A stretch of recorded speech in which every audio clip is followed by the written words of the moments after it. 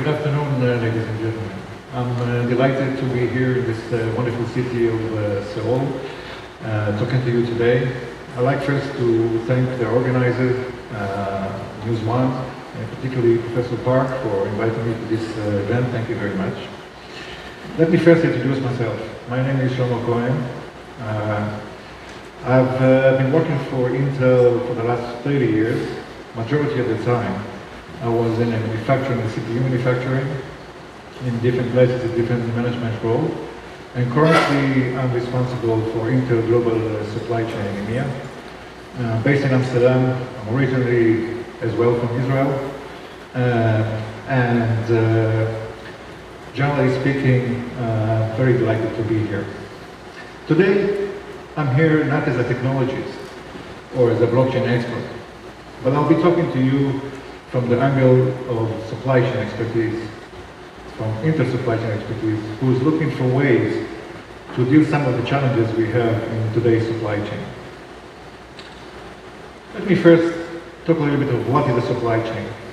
Supply chain is a very big term, and it includes all the functions and the steps associated with moving products, associated with getting an order from a customer, all the way to fulfilling this customer order, from raw material all the way to finished goods, and then everything in between.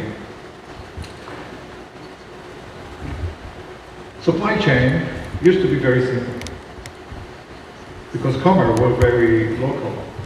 A farmer used to grow his rice, fruits, vegetables, or whatever other goods, harvested, loaded to his wagon, put it on his horse, and take it to the village local market, sell it or trade it with other goods, like kimchi. And this basically was the end of his supply chain. Now, over hundreds and thousands of years, supply chain has been evolved. Different innovations and different inventions, like the engine, railways, roads, air cargo, and so on and so forth, has expanded the supply chain and it become global in nature.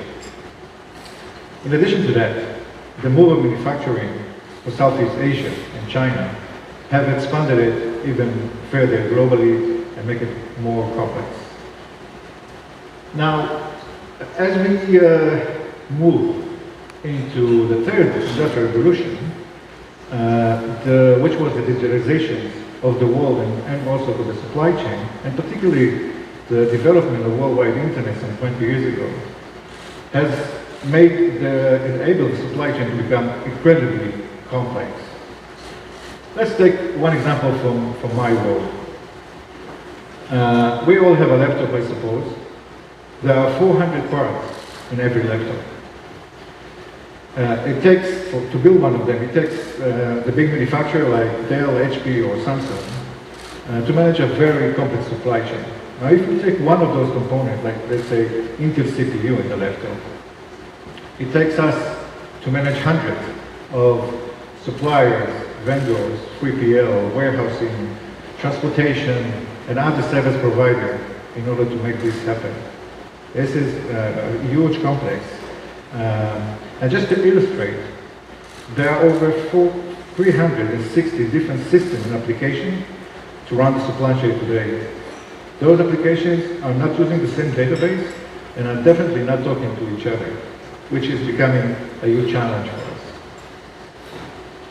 So, as I said, the supply chain today is cumbersome and broken in many ways. I'll try in a few minutes to describe our main issue in the supply chain before I go to solutions. The first one is all about traceability and transparency. Today, over 3% of all the drugs in the world are counterfeit. And even larger percentage are outdated. Now that might seem like not a big deal, 3%, but it's causing many people health and lives to do that. Now, with millions of transactions, using hundreds of different applications, it's almost impossible to track and trace the source of the product, like where, how, and in what condition it will be made. Secondly, you'll probably be surprised to hear that only 50% of the global transactions in the supply chain are actually digitalized. The rest is manual work, paperwork, lots of Excel spreadsheet file, hard documents, stamp documents, and so on and so forth, which create huge inefficiencies, slow the processes, and increase the cost for the supply chain. Today, and I think the last one is about security and privacy. Today, it's easy to fiddle, to add, to change, or to remove any information from the database, which creates huge reliability issues. Deloitte survey shows that over 32% of all companies have reported some kind of digital frauds, theft, or cyber attacks, which, as we move in time, create a big challenge for all of us. Now, as we embark to the fourth industrial revolution, there are two technologies that are relatively new and fast-growing, that we are all aware of them, that have the ability to transform the supply chain. And those are IoT and blockchain. And now let's see how. First, let's start with the Internet of Things, or IoT in short. Simply put, Internet of Things is the extension of the internet connectivity into physical devices and everyday objects. Those devices are connected and can communicate with each other in many ways or forms. We're also able to remotely monitor and control them. This enables us many new opportunities, as we see in a minute. Now, in addition to that, there's lots of new technologies, some of them was mentioned here, that are enhancing and contributing to IoT and to supply chain. Now, we heard a lot about 5G in the last couple of days. 5G network is critical to many aspects, but also in particular to the IoT. It's able to generate huge amount of data in ultra-fast speed, up to 20 times faster than 4G, and 10 times the larger quantity of data it can produce into that.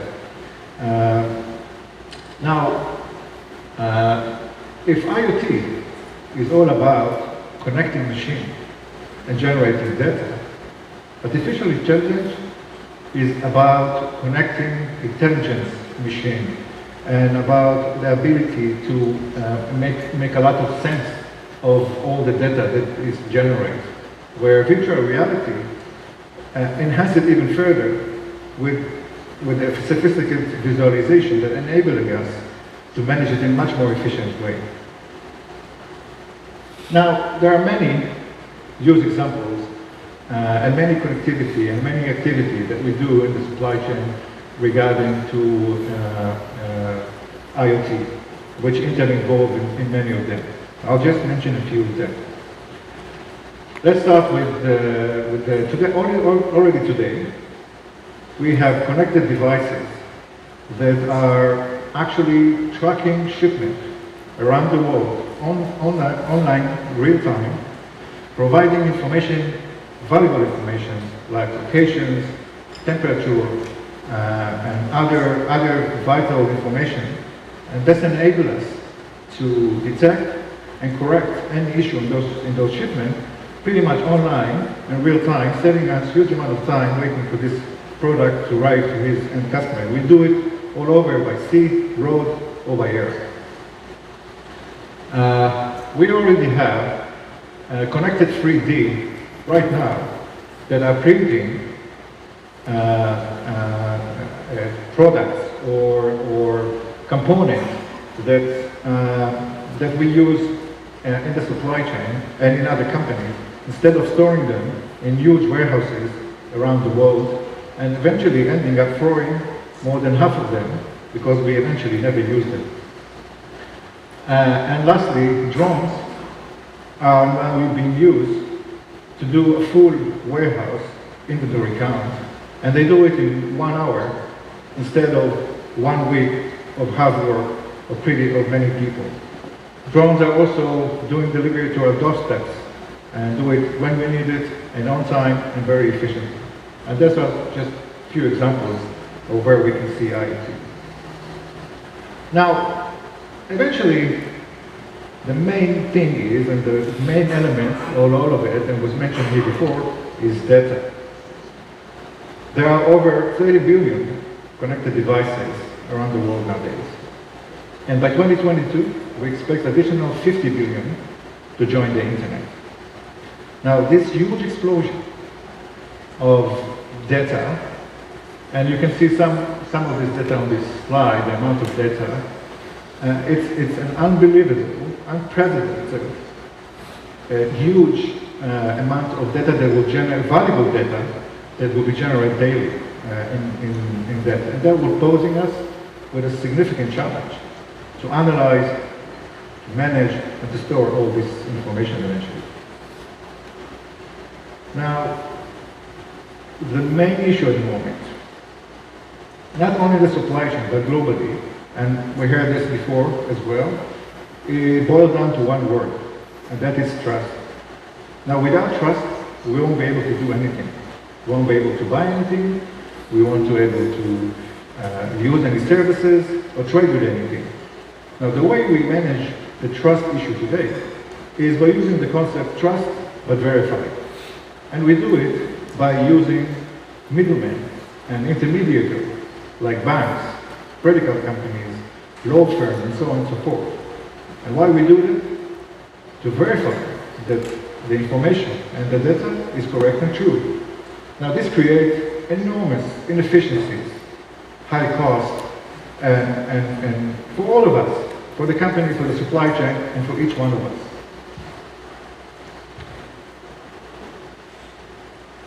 Now, this is where the biggest opportunity comes into play, and where we can see the ability to transform the supply chain and the IoT elements here. Now, there's many explanations to blockchain.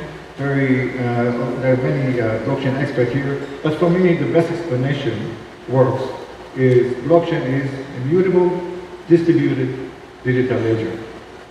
Now, immutable means that if you put anything on blockchain, it's really hard to change, and it's there forever. Distributed is just a network of many computers spread around the world share this information. And digital ledger is just a table, like Excel file, with lots of information on it. Now, obviously, it's way more complicated than that, but in reality, it's the true history of all transactions. Now, with blockchain, secure protocol, with the fact that it's distributed and immutable, trust is no longer needed because trust is built in the system already. And therefore, we're able to generate the trust automatically, and we don't have to use all those mediators and banks and institutions and governments to generate this trust. Now, imagine that as the future. Now, using blockchain technology and platforms like Ethereum, you could create decentralized applications or dApps. And at the core of it are smart contracts. In reality, they're not smart contracts, they're not smart, and they're not what we think of as a contract. They are just a core of business rule, verification, and self-execution of those rules. Now, I like to think of it as a pinball machine. You want to play a game. You insert a coin into the machine verifies that the coin is valid and what the value of the coin is, and if it's all correct, it lets you play one game. Now, there's no middleman, there's no intervention. It's done automatically, exactly like smart contract do. Now, we see many applications of smart contract, and we hear some of them today across all industries, supply chain, and IoT. So, we talked about some of the challenges that we actually have in the supply chain today. Let me just mention some of the blockchain options to solve these problems. So we talked about the great difficulty we have to track and trace the source of product across the supply chain. But using blockchain, decentralized ledger, that really gives this single source of truth, is make it automatically and by default transparent and traceable, and solving all this problem for us pretty much once we implement the blockchain. Secondly, blockchain in his nature is fully digitalized, and therefore there's no more need, once we implement blockchain, for any manual work or paperwork. Everything is digitalized, and therefore it can save us a huge amount of money, speed up processes, and reduce dramatically our overall cost. And lastly, using blockchain secure protocol will solve the majority of the security and privacy issues that we have in the company.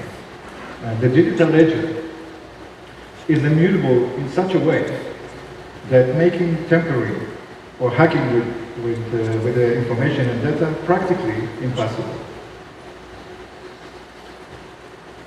So, being realistic, blockchain most likely will not solve world hunger or global warming or any of the big issues. But there's no doubt that it holds a huge potential to solve many other business issues.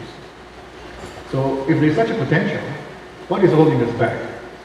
Let me just mention a few elements. The first one, blockchain really holds its greatest value in an industry-wide adoption and scale. Did you ever ask yourself, who ever bought the first fax machine, and why would you do that? The only value that we can see in those kind of technologies, and it's really globally and widely adopted. And the same applies to blockchain. Secondly, the technology is relatively new and unknown to many leaders in the industry. There is a perception that blockchain is manipulative, that is speculative, and that is risky for the businesses. Now it's all boiled down to knowledge and deep understanding of what this technology is all about and what it can bring to the industry. And this is by the leaders of those companies that needs to happen. And lastly, as we mentioned, there's lots of anxiety about companies' privacy and security.